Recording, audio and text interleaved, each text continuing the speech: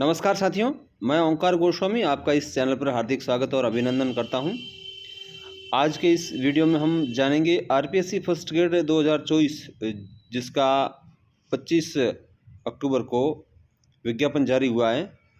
उसमें जो नवीन सिलेबस दिया गया है उस नई वैकेंसी के अकॉर्डिंग है वो सिलेबस में क्या बदलाव हुआ है और उसमें क्या जोड़ा गया और क्या उसमें माइनस किया गया है, तो उसके बारे में थोड़ा विस्तार से इस वीडियो में जानेंगे। उम्मीद है आप जो नए अभ्यर्थी हैं वे पुराने सिलेबस जो कि वैकेंसी 2022 में के लिए जो जारी हुआ था उससे थोड़ा मिलान करके और जब तक नया सिलेबस नहीं आता है तब तक उसको आधार मानते हुए वो अपनी तैयारी को है वो जारी रखेंगे। तो आइए शुरू करते हैं ये वीडियो। सबसे पहले हम पैटर्न को जानते हैं। आरपीएससी फर्स्ट ग्रेड का जो एग्ज़ाम है उसे 2 पेपर में आयोजित किया जाता है। पेपर फर्स्ट जो कि जीके का होता है और पेपर सेकंड जो कि सब्जेक्ट का होता है। पेपर फर्स्ट में टोटल 75 क्वेश्चंस आते हैं जिनका अंक भार है 150 और यह 90 मिनट यानी कि 1.5 घंटे का प्रश्न पत्र होता है। और सेकंड पेपर जिसमें क्वेश्चंस आते हैं 150 और 300 अंक जो है इसका अंक भार है, इसके लिए समय मिलता है 3 घंटे का। मिनिमम पासिंग मार्क्स की यदि बात करें तो जनरल, ओबीसी, एमबीसी, ईडब्ल्यूएस और महिलाएं इत्यादि जो भी है इन वर्गों की, उन सभी के लिए 40% अंक लाने अनिवार्य हैं। इसके अलावा एससी और एसटी में 35% अंक लाने अनिवार्य है। इनको 5% की छूट दी गई है। अब ये जो अंक हैं ये दोनों पेपरों में ही ले आने, यानी कि फर्स्ट पेपर में भी 40% या 35% अंक आने चाहिए और सेकंड पेपर में भी 40 या 35% अंक आने अनिवार्य है।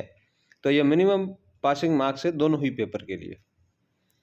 नेगेटिव मार्किंग की यदि बात करें तो इसमें नेगेटिव मार्किंग है और 1/3 नेगेटिव मार्किंग है, यानी कि 3 सवाल गलत होने पर 1 सवाल का जो अंक भार है वह काटा जाएगा। क्वेश्चंस की बात करें तो सारे जो क्वेश्चंस हैं फर्स्ट पेपर और सेकंड पेपर में सारे ऑब्जेक्टिव टाइप के होंगे और इनमें जो ऑप्शन दिए जाएंगे वो 5 ऑप्शन दिए जाएंगे, जिसमें 4 ऑप्शन में उत्तर होते हैं और 5वां जो ऑप्शन है वह यदि आप उस प्रश्न को नहीं करते हैं तब आपको भरना है। अन्यथा की स्थिति में यदि ज़्यादा 10% से ज़्यादा यदि क्वेश्चंस हम अटेंड नहीं करते हैं तो फिर है वो हमारे लिए है वो थोड़ा नुकसानदेह होता है। अब हम बात करते हैं पेपर फर्स्ट जो कि जीके का है, उसमें क्या क्या सिलेबस में शामिल किया गया है। हालांकि विस्तारित सिलेबस है वह वेबसाइट पर बाद में जारी किया जाएगा, ऐसा इस विज्ञापन में लिखा गया है। और जब तक नया सिलेबस जारी नहीं होता है तब तक हमें पुराने सिलेबस में जो बिंदु दे रखे हैं उन बिंदुओं की तैयारी हमें जारी रखनी है।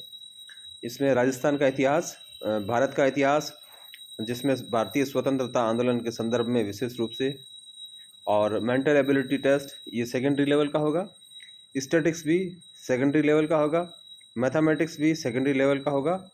इसमें जो मेंसुरेशन है जिसको अभी यहाँ पर शो नहीं किया गया है, जो कि 2022 के सिलेबस में शो है और इस बार इस विज्ञप्ति में शो नहीं है। इसके अलावा हिंदी और अंग्रेजी इनका भी ज्ञान है वो पूछा जाएगा। इसके अलावा करंट अफेयर्स जिसमें विशेष रूप से राजस्थान के संदर्भ में और भारत का भी करंट अफेयर्स है वो पूछा जाएगा। सामान्य विज्ञान, भारतीय राजनीति के कुछ बिंदु, राजस्थान की ज्योग्राफी, और जो नया जोड़ा गया है वो है शिक्षा मनोविज्ञान, यानी कि एजुकेशनल साइकोलॉजी है वो पेपर फर्स्ट में जोड़ा गया है और इस बार नया है। इसके अलावा एजुकेशनल मैनेजमेंट यानी कि शैक्षिक प्रबंधन वह पहले से ही है, और एजुकेशन सिनेरियो इन राजस्थान जिसमें राजस्थान की जो शिक्षा की विभिन्न संस्थाएं हैं उनके बारे में पूछा जाता है, और आरटीई एक्ट 2009 के बारे में भी पूछा जाएगा। पेपर सेकंड में जो है वो सेकेंडरी लेवल, ग्रेजुएशन लेवल और पोस्ट ग्रेजुएशन लेवल तीनों ही इस तरह के जो प्रश्न हैं वो पूछे जाते हैं। इसके अलावा पेडागोजी और टीचिंग लर्निंग मटेरियल और साथ में कंप्यूटर और इंफॉर्मेशनल टेक्नोलॉजी का टीचिंग लर्निंग में क्या योगदान है उसके संबंध में, जो कि पुराने सिलेबस के अकॉर्डिंग है।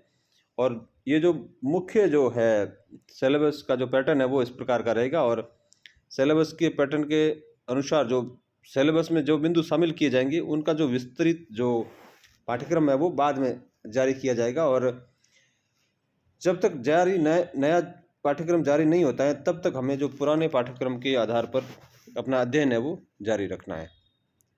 उम्मीद है आपको यह वीडियो पसंद आएगा, और यदि आप चैनल पर नए हैं तो इसे सब्सक्राइब ज़रूर करें, और आपने इस वीडियो को अंत तक देखा इसके लिए आपका बहुत बहुत धन्यवाद।